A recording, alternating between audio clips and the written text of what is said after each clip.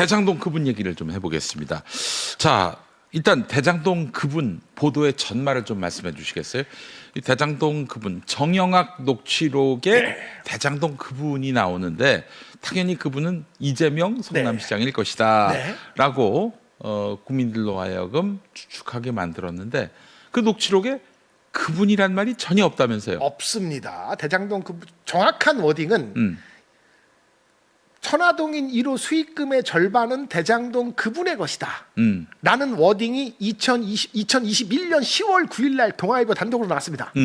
그게 나온 다음부터 갑자기 여론이 확 뒤집힙니다. 그렇지. 아, 드디어 이제 이재명이가 뭐 받아쳐먹은 게 나왔다. 당내에 뭐 동파리들부터 시작해서 일단은 똥파리들. 뭐 그게 이제 그 이재명 대표가 딱 그 과반으로 이제 됐을 때였어요. 그 무렵에 딱 그게 나오면서 대선 후보. 네, 대선 후보가 이제 딱 됐을 때부터 네. 승복을 안 해버리죠. 예. 그걸 빌미로 예. 어떻게 승복하냐, 사법 리스크가 있는 후보한테. 그리고 바로 이어서 이제 문재인 대통령이 엄정 수사해라. 그래서 이제 그 컨벤션 효과를 누려야 할 시점에 문 대통령이 저 대장동 수사하라, 네. 검경이 제대로 수사하라 이렇게 말한 게 대장동 그분 보도 때문이다. 그러니까 저는 대장동 그분 보도 나오고 그 다음에 이제 그 이재명 대표가 되고 그리고 바로 이틀인가 있다가 문재인 대통령이 수사 지시하고 네. 그 일련의 과정들이 굉장히 이재명 후보한테 불리하게 작용됐고 제가 당시에 이제 별도로 여론조사를 돌려봤어요. 네. 그러니까 그 이제 소송을 진행하면서 만약에 이 대장동 그분에 관련된 기사가 없었으면 이재명 후보를 지지했겠느냐 이기는 결과가 나왔어요. 여론조사이지만. 예.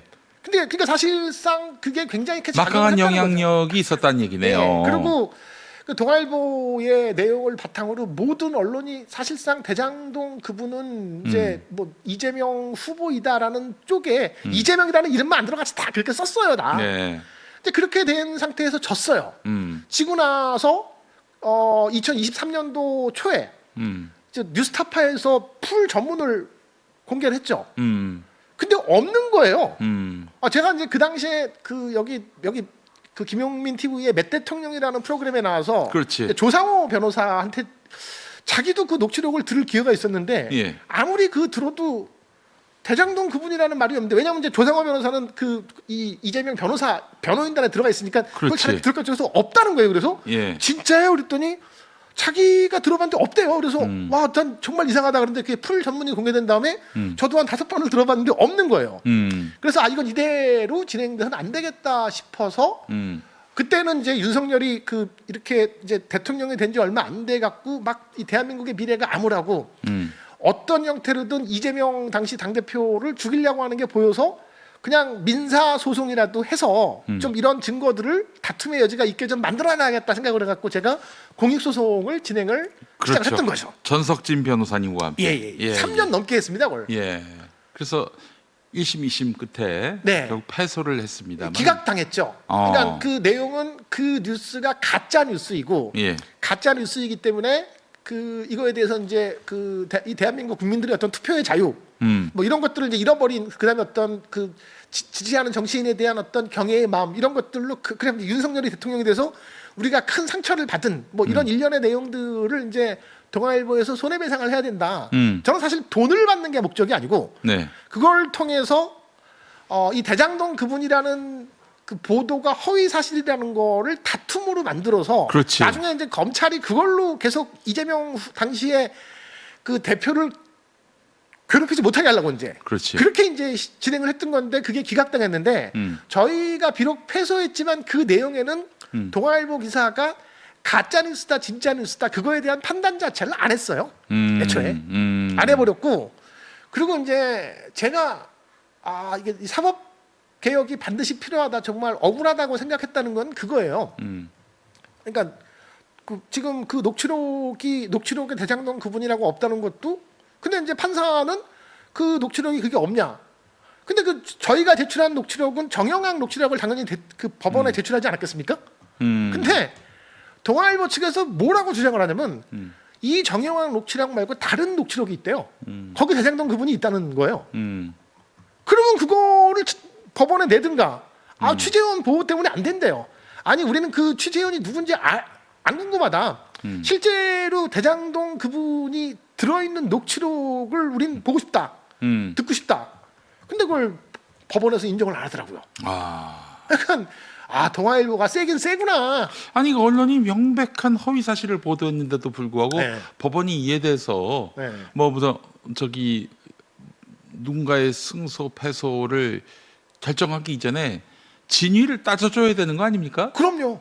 근데 그 보도의 진위를 따져줘야 되는 건데 아니 그래서 이거는 허위 보도를 할지라도 뭐 언론의 공적 기능이기 때문에 이거를 뭐 책임을 물릴 수 없다 뭐 이렇게 나온다든지 해야 하는데 그런 것도 없이 그냥 아예 그냥 그럼 인정하죠. 우리가 흔히 뭐 위법성 조각사유, 예. 사실로 믿을 만한 분명한 사유가 있으면 설령 그게 뭐 사실과 달라도 인정을 하잖아요. 법원에서는 우리 대법원 판례에. 그런데 그냥 동아일보 측의 말만 있지 그 어떠한 증거도 없어요. 저희는 다 모든 걸 증거로 냈는데 근데 이제 1심이 그렇게 끝나고 2심을 할 때는 대통령이 바뀐 거예요. 그래서 이제 지금의 이재명 그 대통령이 탄생을 했어요. 그러니까 이제 서울중앙지방법원의 고등법원도 서울고등법원이죠. 부담스러웠던 거야. 그래서 중재를 권유했습니다. 그 중재 내용은 뭐냐? 너희가 뭐 그렇게 그 발로 그 어떤 그 별도의 이게 허위 보도임을 인정하라는 것이 아니다. 그냥 유감 정도 표명하자. 그래서 이제 재판 끝내자. 저희는 이제 이재명 대통령이 됐으니까 그 명분으로 이제 끝내고 싶었는데 동아일보에서 그걸 계속 거부를 하는 거예요. 자기들이 이제 허위 보도라는 걸 이제 인정해야 하니까 뭐 그렇죠 이제 그러니까 뭐 유감도 하기 싫은 거예요. 그래서 아니 그러니까 뭐 그걸 갖고 정정 보도를 하는 것도 아니다. 그냥 유감 그렇게 국민적 혼란을 준 거에 대해서 뭐 유감을 표명하면 이제 거기서 재판이 종료가 되는 거잖아요. 네. 근데 동아일보에서 그게 싫대요. 그러면은 일반적으로 그렇게 중재를 법원에서 했는데 한쪽에서는 오케이 했고 한쪽에서는 거부하면 거부한 쪽에 페널티가 가는 게 일반적인 또 이 재판의 내용인데 동아일보가 세긴 센 게 뭐 똑같이 1심과 똑같은 결과. 그래서 결국은 최종 패소 저희가. 근데 거기서 이제 끝난 게 아니고 이제 저쪽 동아일보의 변호사비 2천만 원을 이제 저들어 내래요. 이제 그래서 이제 일단은 뭐 지금 이제 변호사 비용 갖고 또 다투고는 있는데 그래서 참 정말 이게 그 3년 동안에 저는 그 공익소송 뭐 물론 그 시민들이 같이 그러니까 시민 참여단이 같이 여기 공동 원고로 들어와서 돈이 거쳐져 갖고 그걸로 변호사 비용 지출했지만 저는 뭐 커피 한 잔 그 돈을 쓰지 않았어요. 근데 저기 그 강진구 네. 일당과의 어떤 그 제가 먹을 횡령을 이른바 했네요, 전에. 유사 과정에서 그 강진구 추종자로 보이는 사람들이 그 김두일 작가가 그 돈 받아가지고 뒷주머니 챙긴 거 아니냐 막 그랬죠. 이지랄 떠는 인간들이 있었어요. 많았죠. 네. 많았는데 결국은 뭐 그러지도 못했고 뭐 3년 동안 제 시간과 제 돈을 쓰면서 열심히 이제 법원에 다녔고 최종적으로 패소해서 지금 이제 남은 거는 이제 2천만 원에 동아일보 그 변호사비까지 물어줘야 되는 상황이 되어버렸다 지금. 그 변호사 비용까지 다 물라고 네. 했어요. 야, 이거 그래서 법원이 너무한다. 법원이 너무했죠. 근데 그래서 제가 좀 약간 좀 현타가 세게 온 상태였는데 예. 그때 마침 이제 이재명 대통령이 예. 그 트위터 X에 그거 이 지금 대장동 그분에 관련된 거는 명백한 허위 사실인데 그 2023년도에 그걸로 동아일보에서 한국 무슨 뭐 기자상을 받은 거잖아요. 기자상까지 받은 거예요, 이게. 예. 그 무슨 아니 정영학 녹취록에 대장동 그분이란 말이 없는데 그분이라는 발언이 있었다라고 보도한 것을 갖고 한국 기자상을 받았단 말이에요. 그 취재 기자단이 상을 받은 거예요. 그래서 이거는 이제 좀 다시 되돌려 주고 사과를 하는 게 맞지 않냐라는 대통령의 트위터를 보고 저는 좀 이제 현타가 왔던 게 좀 해소가 됐죠. 확실하게 그 사실이 아닌 걸로 드러났고요. 그럼요. 예. 아니 아무리 뒤져봐도 대장동 그분이란 말은 없고. 없습니다. 그 동아일보 입장 표명을 해야 되는 거 아닙니까? 동아일보 입장 표명 당연히 해야죠. 그게 네. 기자의 양심 아닙니까? 그럼요. 저는 기자 예를 들어서 판사와 정치인과 기자 중에서 가장 양심이 필요한 대목은 전 기자라고 봐요. 왜냐하면 그럼요. 예. 모든 이 저널리즘의 기본은 사실에서부터 출발하는 거잖아요. 그 공익적 목적에서 사실로부터 출발하는데 그게 허위 사실임이 명백히 드러났으면은 그거를 사과를 하든가 아니면 자신들이 사실이라는 것을 입증을 해야 되는데 그냥 그렇게 이제 나몰라라 퉁치고 있는 거는 대단히 비양심적인 저널리즘의 윤리를 잃어버린 그런 행태다라고 네. 저는 주장을 하고 싶어요. 자, 그렇다면은 뭐 대장동 그분이란 말 자체가 없는 걸로 드러났고 대장동 사건의 이른바 핵심 주범 네. 누굽니까? 대장동 사건의 핵심 주범은 뭐 지금 일단 유동규를 실제로 돈을 받은 사람은 유동규고 네, 그렇지. 그리고 그 사실은 엄밀하게 말하면 그 대장동은 민간과 그 원래는 이재명 성남시장이 네, 과거에 뭐 LCT라든가 이런 것들이 다 민간업자들이 돈을 버는 것을 예. 공익 환수를 목적으로 진행된 거잖아요. 그렇죠. 그럼 저는 사실은 그 민간 개발업자들도 그 당시에는 뭐 여기 그 부산저축은행 대출 받은 거 1,000억 빚 지고서 네. 허덕허덕 했어요 그때. 그렇지. 주인도 여러 번 바뀌어가면서. 네, 그러면 그 뭐 굳이 따져 올라가면은 저는 이걸 부산저축은행까지 끌고 올라가서 왜 이런 그 부실 대출을 해줬는가부터 따져야 된다고 저는 봐요. 그 수사를 담당했던 사람이 바로 윤석열 아닙니까? 윤석열이죠. 예. 윤석열이죠. 윤석열이는 김만배 누나가 네. 윤석열 아버지 집을 사줬고. 사줬죠. 그것도 이제 최근에 나왔잖아요.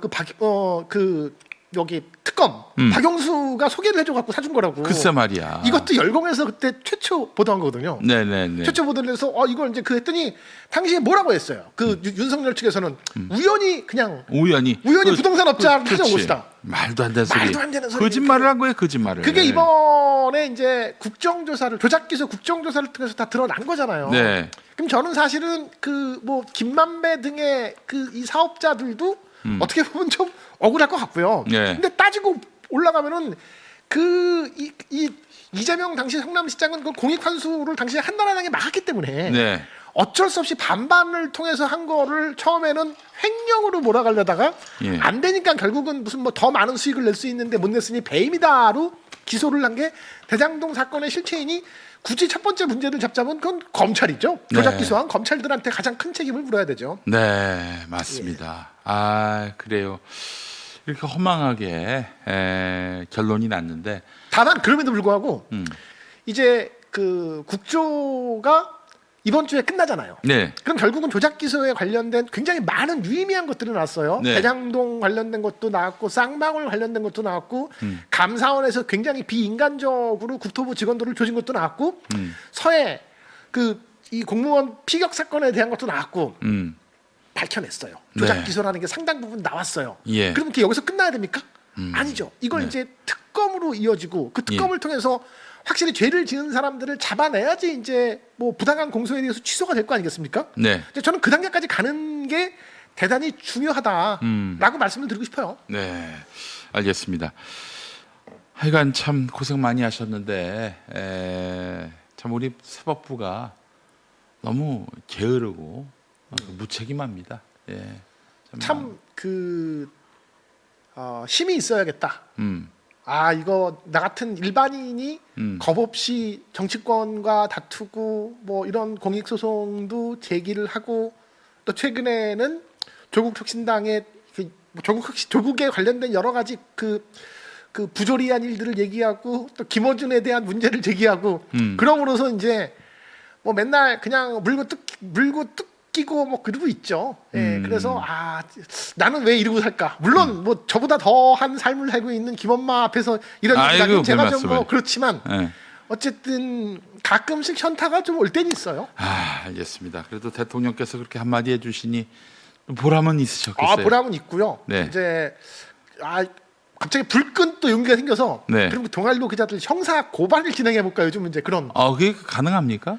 선거법으로는 이제 공소시효가 지났죠. 그렇지. 근데 뭐 다른 게 좀 어떤 뭐 법률적인 검토를 좀 해야 되는데 가뜩이나 지금 여러 뭐 빚까지 잔뜩 진 마당에 이걸 또 뭐 할지는 좀 고민스러운데 그런데 좀 너무 억울하잖아요. 억울해요. 억울해요 진짜로. 이게 속이 썩어 들어간다라는 게 이제 이런 아니 마음이 잘못된 보도로 인해서 대선 결과가 왜곡됐는데 그것과 관련해서 시민들이 분개를 해가지고 네. 뜻 모아서 공익소송을 했으면 사법부가 최소한 이게 시시비비 정도는 가려줘야 되는 거 아닙니까? 그럼요. 뭐 어떤 판결을 내리더라도 그 뭐 원고 승소를 못하더라도 그래 이 보도는 잘못됐다라고 그 정도 가름만은 쳐줘야지. 그것도 하지 않고 그냥 야 그 저기 원고 측 니들이 저 소송 비용까지 다 물어.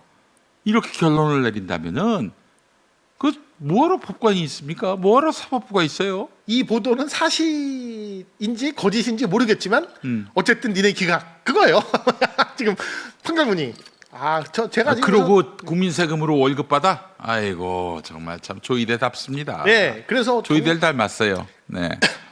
대법원 상고를 안 한 이유가 조이대를 안 한 거예요. 그러면 이제 천문학적으로 또 변호사 비용만 메타기가 올라갈 것도 있고 그래서 못 한 거예요. 알겠습니다.